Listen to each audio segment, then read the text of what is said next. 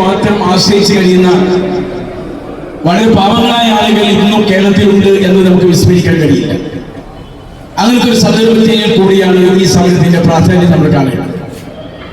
ഭരണകൂടങ്ങൾ കാര്യങ്ങൾ നടപ്പിലാക്കാനുള്ളവർ ഈ നാടിനെ മൊത്തമായി സർവതോന്മുഖമായ മേഖലയിൽ വികസനവും സൗകര്യങ്ങളും വളർച്ചയും ഒരു ഭരണകൂടത്തിന്റെ തീരുമാനങ്ങൾക്ക് അനുസൃതമായിട്ടാണ് ഉണ്ടാവുക. എന്നാൽ കേരളത്തിൽ എന്തോ ഒരു മുടന്തൻ സ്വഭാവത്തിലാണ് ഭരണകൂടം മുന്നോട്ട് പോകുന്നത്. സാധാരണ നടക്കാൻ കഴിയുന്നത് പോലെ മുടന്തനെ നടക്കാൻ കഴിയില്ലെന്ന് നമുക്കറിയാം. ഇടക്കാലത്ത് വരുന്ന ചില ഗവൺമെന്റുകളുടെ സ്വഭാവം ഇതാണ് കേരളത്തിൽ. കഴിഞ്ഞ 2014 ശേഷം നമ്മൾ ഇത് അനുഭവിക്കുകയാണ്. ഇവിടെ റേഷൻ വിതരണക്കാരുടെ സമരമാണ് ഈ സിവിൽ സപ്ലൈസ് കോർപ്പറേഷന്റെ ഈ സ്ഥാപനത്തിന് മുൻപിൽ ഇപ്പോൾ നടന്നുകൊണ്ടിരിക്കുന്നത്. ഞാൻ ഇവരെ അഭിനന്ദിക്കാനാണ് ഈ സന്ദർഭത്തിൽ ആഗ്രഹിക്കുന്നത്. സമരത്തിന് ഇത്രയും കാത്തിരിക്കേണ്ടി വേണ്ടി ഇല്ലായിരുന്നു എന്നാണ് എന്റെ അഭിപ്രായം. ഇതിനേക്കാൾ മുമ്പ് പ്രക്ഷോഭരംഗത്ത് നിങ്ങൾ വരേണ്ടതായിരുന്നു. കാരണം നിങ്ങളുടെ പ്രശ്നങ്ങൾക്ക് അത്രമാത്രം ഗൗരവതയുണ്ട് എന്ന് എനിക്ക് ബോധ്യമുണ്ട്. ഈ നിലവിലുള്ള ഭരണകൂടം തൊട്ടുമുമ്പുണ്ടായിരുന്ന ഇതേ മുഖ്യമന്ത്രിയുടെ കീഴിലുള്ള ഭരണകൂടം 2018 റേഷൻ കടക്കാരുമായി അവരുടെ അസോസിയേഷനുമായി സംസാരിച്ച് ചില തീരുമാനങ്ങളെടുത്തത്. എന്തായിരുന്നു തീരുമാനം? ഇവർക്ക് വേതനം കൊടുക്കുകയും അരി വിതരണം ചെയ്യാൻ ഭംഗിയായി വിതരണം ചെയ്യാൻ അവരെ പ്രേരിപ്പിക്കുകയും ചെയ്യുക എന്നുള്ളതായിരുന്നു സംസാരത്തിന്റെ പ്രധാന കാതൽ. 2018 കഴിഞ്ഞിട്ട് 6 കൊല്ലം കഴിഞ്ഞു എന്നുള്ളതാണ് വസ്തുത.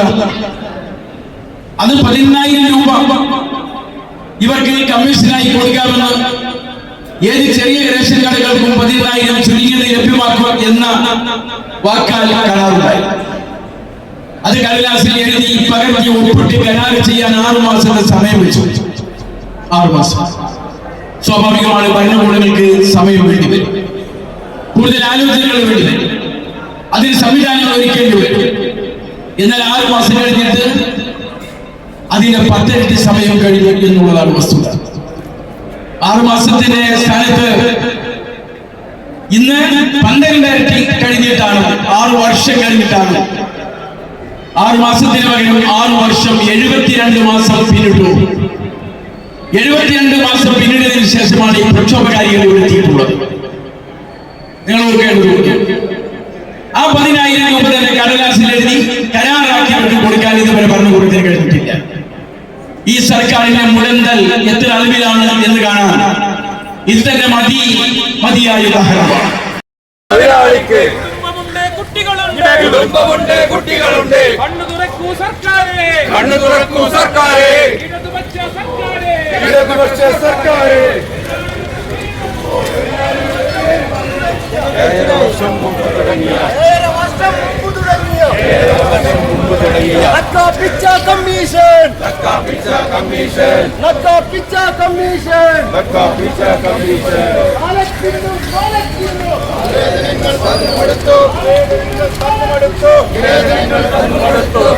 വീണു കേണു ഞങ്ങൾ, വീണു കിടന്നു പറയുന്നു,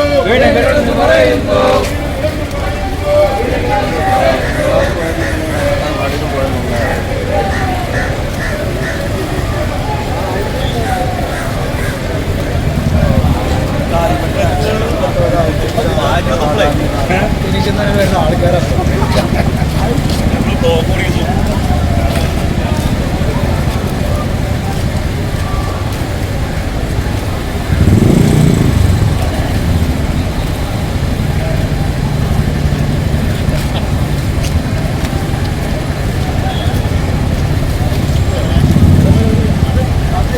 ഈ സമരത്തെ അടിച്ചമർത്താൻ കഴിഞ്ഞ ദിവസങ്ങളിൽ ഇന്നുൾപ്പെടെ ഈ ഗവൺമെന്റ് സ്വീകരിച്ച നിലപാട് ഒരിക്കലും അംഗീകരിക്കാൻ കഴിയാത്തതാണ്. പക്ഷേ ഈ താലൂക്കിൽ അതിനെല്ലാം മറികടന്ന മുഴുവൻ റേഷൻ കടകളും 270ഓളം റേഷൻ കടകൾ മുഴുവനും അടച്ചിട്ടുകൊണ്ട് ഈ സമരരംഗത്തേക്ക് ഇറങ്ങിയ മുഴുവൻ റേഷൻ വ്യാപാരികളെയും ഞങ്ങൾ അഭിനന്ദിക്കുകയാണ്. ഇത് ഞങ്ങളുടെ ജീവൻ നിലനിർത്താനുള്ള സമരമാണ്. ഈ സമരം ഞങ്ങൾ ആരുടെയും അധികാരങ്ങൾ പിടിച്ചെടുക്കാനുള്ള സമരമല്ല, മറിച്ച് ഞങ്ങൾ ഈ ആവശ്യമായി ഗവൺമെന്റിനെ സമീപിക്കുമ്പോ ഗവൺമെന്റ് പറയുന്നത് നിങ്ങളുടെ ആവശ്യമാണ്, നിങ്ങളുടെ ന്യായമാണ് എന്നാണ്. ഇന്ന് ഞങ്ങളുടെ ഈ സമരം കണ്ട് ബഹുമാനപ്പെട്ട ഇതിന്റെ മുഖ്യമന്ത്രി ചർച്ചക്ക് വിളിച്ചിട്ടുണ്ട്. ഞങ്ങൾ പറയാനുള്ളത് ഈ വേതനം പുതുക്കി നിശ്ചയിക്കലല്ലാതെ ഈ സമരം അവസാനിക്കാൻ ഞങ്ങൾക്ക് കഴിയില്ല എന്നുള്ളതാണ് ഞങ്ങൾക്ക് ഈ അവസരത്തിൽ പറയാനുള്ളത്.